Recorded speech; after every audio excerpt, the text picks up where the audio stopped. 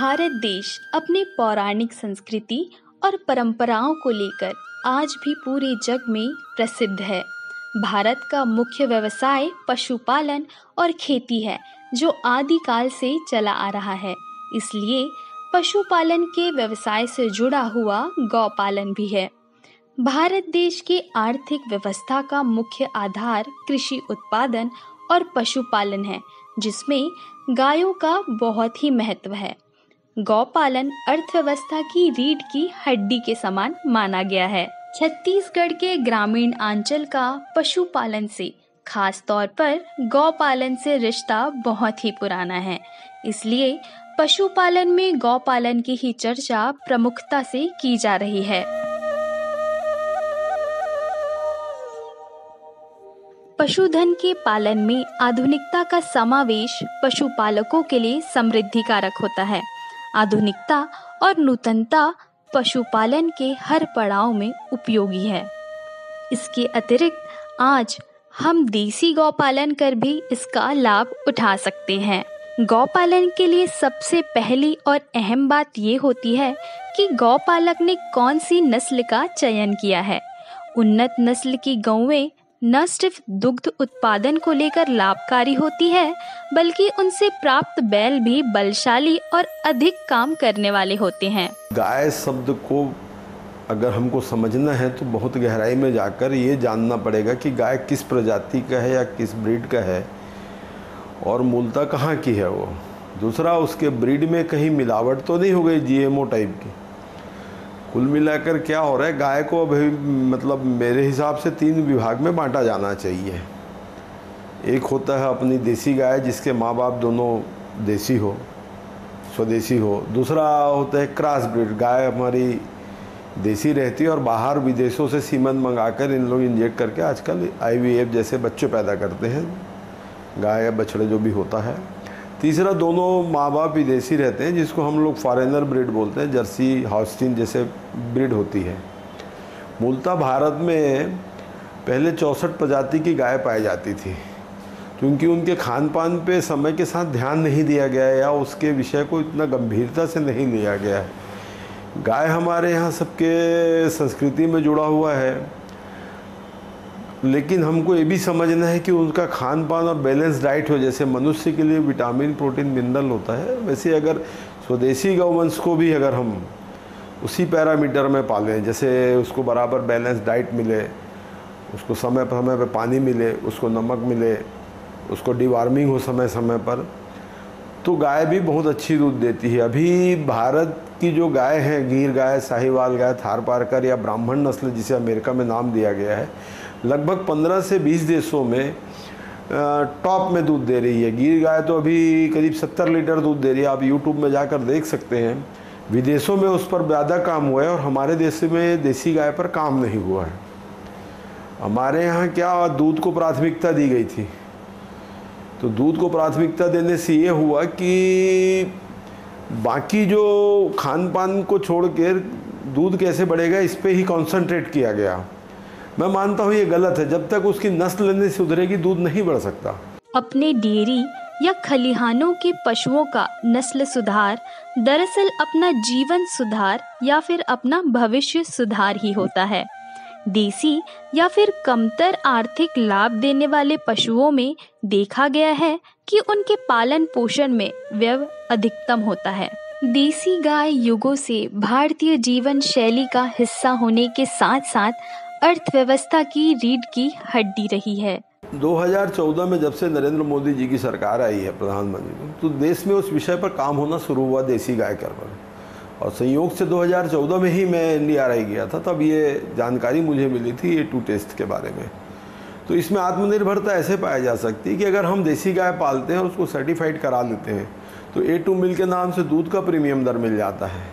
और चूँकि A2 शब्द पूरी दुनिया में फैल चुका है, तो मैं अपने लैब में अभी पूरे भारत में कम से कम 23 राज्यों सहित 3 केंद्र शासित प्रदेशों में मैं टेस्ट किया हूँ। लगभग 200 से 250 शहरों पे हज़ारों लोग इस पे काम कर रहे हैं। महिलाएं बहुत ज़्यादा आगे आ रही हैं। तो महिलाओं के लिए ऐसा है कि अमेरिका से कोई महिला आके काम कर रही, कोई ऑस्ट्रेलिया से लड़का MBA की पढ़ाई छोड़कर काम कर रहा है, तो कई डॉक्टर बच्चे बहुत सारे लोग इसमें आ रहे हैं। स्वावलंबन के साथ काम करें, इसमें आर्थिक उनकी तरक्की होती है। तो छत्तीसगढ़ के परिप्रेक्ष्य में भी ये बातें लागू होती है। यहाँ भी बहुत सारी महिलाएं हैं जो स्वदेशी गौपालन व्यक्तित्व अलग से मतलब इंडिविजुअल कर रही है या सामूहिक रूप से कर रहे हैं। और देश की बात करें तो देश में तो काफ़ी लोग हैं, मतलब लगभग हज़ारों की संख्या में लोग अब इस दिशा में आत्मनिर्भर होते जा रहे हैं। ये बहुत अच्छी एक शुरुआत मानना चाहिए हमारे भारत देश के स्वदेशी गौवंश के हित में और लोगों के स्वास्थ्य के हित में। जो ये काम चल रहा है, जो प्रकृति को भी बचाएगी और लोगों को आत्मनिर्भर करेंगी, आर्थिक रूप से सक्षम बनेगी, तो स्वदेशी गौवंश के माध्यम से हम ये सब ऊंचाइयों को पा सकते हैं। गाय का दूध और दुग्ध उत्पादन बहुसंख्यक भारतीय आबादी के लिए प्रमुख पोषण स्रोत है। देसी गाय का दूध A2 प्रकार का दूध है जो शिशुओं और वयस्कों में मधुमेह से लड़ने में मदद करता है, जिसे वैज्ञानिकों ने भी स्वीकारा है। हम भी दूध उत्पादन के मामले में एक नामचीन राज्य हो सकते हैं, बस अपने दिलो दिमाग में एक नए विचारों के लिए थोड़ी जगह बनानी जरूरी है। भारत की कुल पशुधन की जनसंख्या 535.78 मिलियन है, जिसमें कुल गायों की संख्या 197.49 मिलियन है। इनमें से देसी गाय की कुल संख्या 142.11 मिलियन है। हालांकि वर्तमान में अधिकांश देसी गाय वर्णांतित अर्थात नॉन डेसीक्राफ्ट है, लेकिन भारत में गाय की 26 अच्छे नस्लें मौजूद है। देसी गाय को दुधारू, ड्राफ्ट और दोहरे उद्देश्य वाली नस्लों में वर्गीकृत किया जा सकता है। दुधारित नस्लों की गाय अधिक दूध देने वाली होती है। ऐसी नस्लों के उत्कृष्ट उदाहरण गिर, सिंधी, साहिवाल और देवनी हैं। अब देसी गाय के दूध को आज का साइंस A2 कहता है। अब A2 मिल्क जो कहते हैं देसी गाय का, वो न्यूजीलैंड से आया है। इस पर रिसर्च हुआ 20-22 साल रिसर्च के बाद 2007 में एक पुस्तक आई थी, डेविल इन द मिल्क। वहाँ से एक कॉन्सेप्ट डेवलप हुआ और हमारे देश में भी इस पर रिसर्च हुआ। डॉक्टर सज्जिदानंद डे सर ने किया है NDI करनाल में, NDRI करनाल में। तो उन्होंने भी यही फाइंड आउट किया कि जेनेटिक स्तर पर अगर जांचें और जिसका GMO नहीं हुआ है, देसी गाय है, उसके दूध को A2 शब्द आज का विज्ञान कहता है। बेसिक फ़र्क दोनों दूध में ये होता है, जैसे A1 दूध है, क्रॉस ब्रीड का या जर्सी गाय होलिस्टन का कहना चाहिए, जिसका जेनेटिक बदल गया है, उसके दूध में BCM7 नामक एक तत्व पाया जाता है, बीटा कैसोमॉर्फिन जिसे कहते हैं। वो पेट में जाके जब हम दूध पीते हैं तो पेट पे जाने के बाद वो टूटता नहीं है, वो चैन धीरे धीरे जमा होकर बहुत सारी बीमारियों का कारण बनता है, आधुनिक बीमारियों का। और लेकिन अगर हम देसी गाय का दूध पिए जो प्राकृतिक रूप से सही है, तो वो दूध में वो चीज़ नहीं बनती BCM7 और वो स्वास्थ्य के लिए लाभप्रद है। आज हमको ज़रूरत है प्रकृति के साथ जुड़कर रहने की, तो देसी गाय के दूध को जिसका सर्टिफाइड हो तो ज़्यादा उसको प्रामाणिकता के साथ हम बोल सकते हैं कि ये सब स्वास्थ्य के लिए लाभप्रद है। जी जी जी। किससे बात कर रहे थे इतना हंस हंस कर? किसान कॉल सेंटर में विशेषज्ञ से खेती के बारे में सलाह ले रहा था। सुबह भी रात को भी? किसान कॉल सेंटर सुबह 6 बजे से रात को 10 बजे तक खुलता है। रविवार को भी? साल के 365 दिन खुलता है। पर तुम ये सब क्यों पूछ रही हो? मैं तो कुछ और ही समझी थी। कृषि संबंधी समस्याओं का अपनी भाषा में तुरंत समाधान पाने के लिए पूरे भारत में किसी भी फोन से राष्ट्रीय हेल्पलाइन नंबर 1800-180-1551 पर संपर्क करें। आप किसान भाइयों की खेती बाड़ी से जुड़ी हर समस्या का कृषि विशेषज्ञों द्वारा तुरंत समाधान। किसान कॉल सेंटर। आप भारत के किसी भी प्रदेश में रहते हो, कोई भी भाषा बोलते हो, आपकी समस्या चाहे फसल की बीमारी की हो, खाद की, पशुपालन की या कृषि से जुड़ी नई तकनीक की, अपनी समस्या का अपनी ही भाषा में समाधान पाने के लिए आप देश के किसी भी कोने से डायल करें 1551। विशेषज्ञ द्वारा आपको दी जाने वाली ये सलाह बिल्कुल निशुल्क है। ये सुविधा प्रातः 6 बजे से रात्रि 10 बजे तक निशुल्क उपलब्ध है। किसान कॉल सेंटर यानी 1551।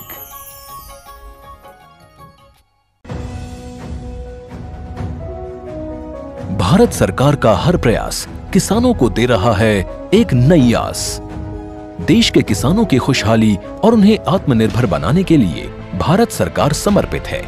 प्रधानमंत्री श्री नरेंद्र मोदी जी के नेतृत्व में कृषि क्षेत्र में किए गए निरंतर प्रयासों के फलस्वरूप देश खाद्यान्न व बागवानी के क्षेत्र में आत्मनिर्भर हो चुका है और देश में दलहन का उत्पादन भी बढ़ा है। इसी तरह भारत सरकार ने खाद्य तेलों के उत्पादन को बढ़ाने के भी अनेक प्रयास किए हैं।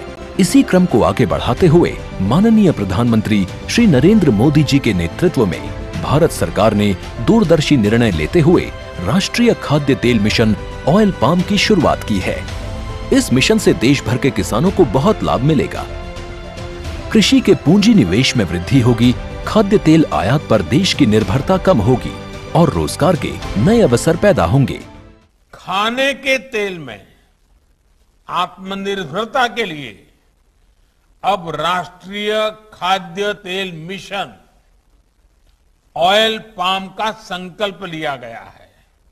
इससे किसानों को तो सीधा लाभ होगा ही, गरीब और मध्यम वर्ग के परिवारों को सस्ता और अच्छी क्वालिटी का तेल भी मिलेगा। यही नहीं, ये मिशन बड़े स्तर पर रोजगार का निर्माण करेगा। इस मिशन के अंतर्गत ऑयल पाम का रकबा और पैदावार बढ़ाने पर जोर देने के लिए सरकार ने 11,000 करोड़ रुपए से अधिक की सहायता राशि निर्धारित की है। मिशन के तहत सरकार ने ऑयल पाम की खेती के लिए रोपण आदि की सहायता में बढ़ोतरी करते हुए पहले मिलने वाले 12,000 रुपए प्रति हेक्टेयर को बढ़ाकर 29,000 रुपए प्रति हेक्टेयर तक कर दिया है। ऑयल पाम के पुराने बागों के पुनरुद्धार के लिए 250 रुपए प्रति पौधा के हिसाब से विशेष सहायता दी जा रही है। पौधारोपण सामग्री की कमी दूर करने और बीजों की पैदावार करने वाले बागों को भी सहायता दी जाएगी। इसके तहत 15 हेक्टेयर ऑयल पाम उद्यान के लिए 80 लाख रुपए तक की सहायता राशि दी जाएगी। इसके अलावा नर्सरी विकास के लिए 40 लाख रुपए तक तय किए गए हैं। पूर्वोत्तर और अंडमान राज्यों के लिए विशेष सहायता का भी प्रावधान है। ऑयल पाम के किसान ताजे फलों के गुच्छे यानी FFB का उत्पादन करते हैं, जिनकी वर्तमान में कीमतें अंतर्राष्ट्रीय मूल्यों में उतार चढ़ाव के आधार पर तय होती हैं। पहली बार केंद्र सरकार ताजे फलों के गुच्छे की कीमत के लिए किसानों को आश्वासन दे रही है। ये व्यवहार्यता मूल्य यानी VP कहलाएगा, यानी किसानों को कोई घाटा नहीं होने दिया जाएगा। व्यवहार्यता मूल्य VP तय करने की शुरुआत 1 नवंबर से होगी और अगले वर्ष 31 अक्टूबर तक जारी रहेगी। इसे ऑयल पाम वर्ष कहा जाएगा। इस योजना के तहत वर्ष 2025-26 तक ऑयल पाम का रकबा 6.5 लाख हेक्टेयर सृजित करने और कच्चे ऑयल पाम की पैदावार वर्ष 2025-26 तक 11.20 लाख टन पहुंचाने का लक्ष्य निर्धारित किया गया है। सरकार के इस महत्वपूर्ण निर्णय से देश में ऑयल पाम की खेती करने वाले किसानों में विश्वास पैदा होगा और वे खेती का रकबा बढ़ाएंगे। इस तरह पाम ऑयल का उत्पादन भी बढ़ेगा, जिससे किसानों की आय बढ़ेगी और ग्रामीण अर्थव्यवस्था भी सुदृढ़ होगी।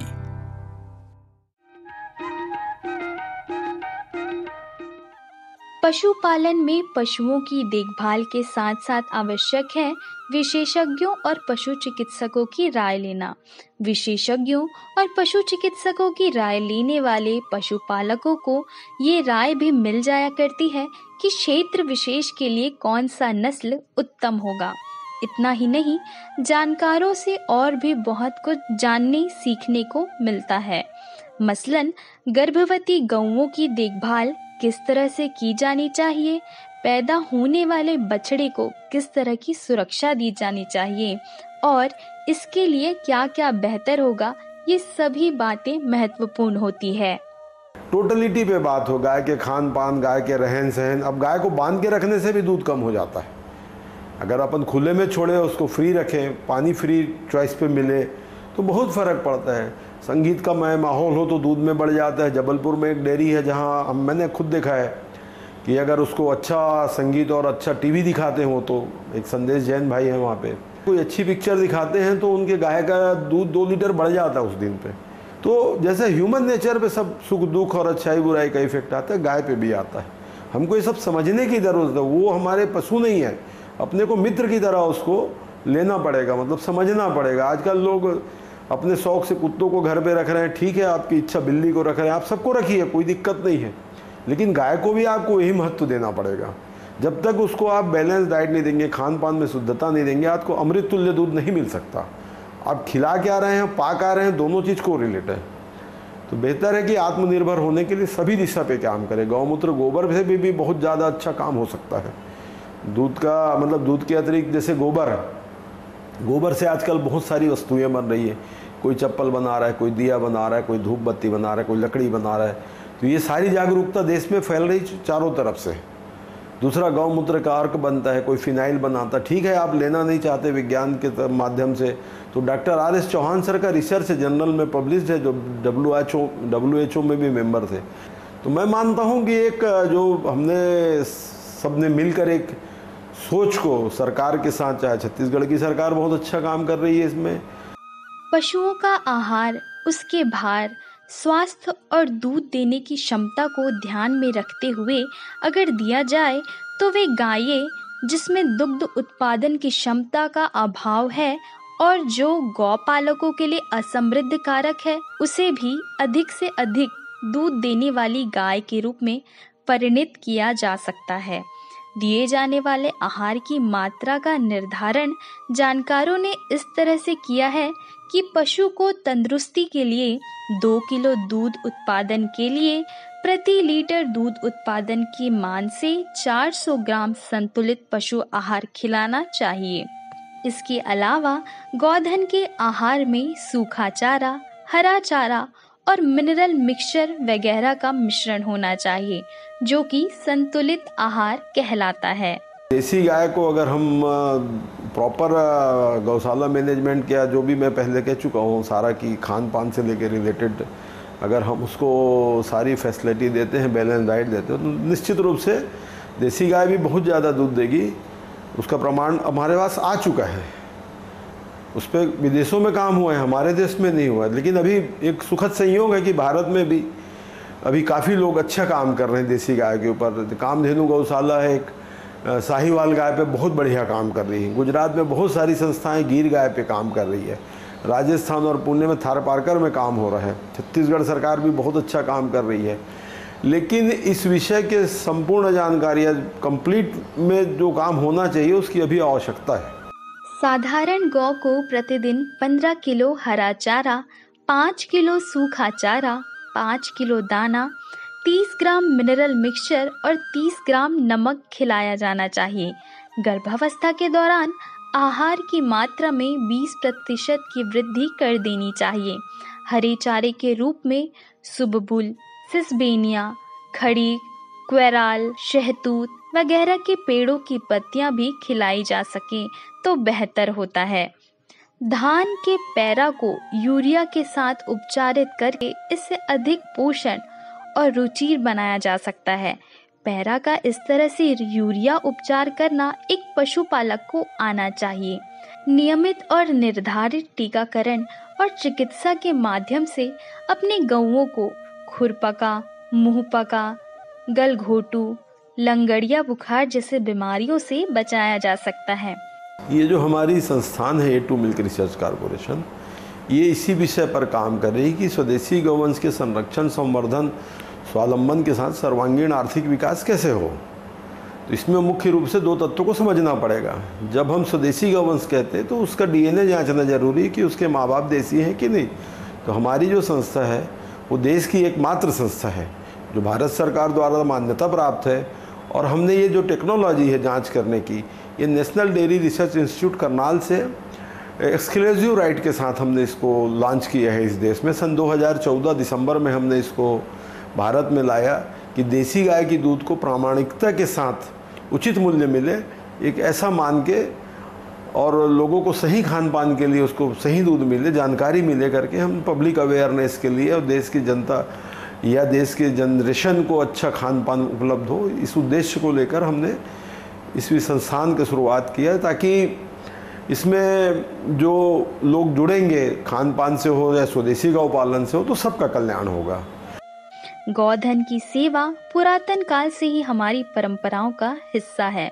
यदि ये गौधन उन्नत नस्ल की गाय हो तो इस सेवा का फल आर्थिक तौर पर दुगना मिलता है।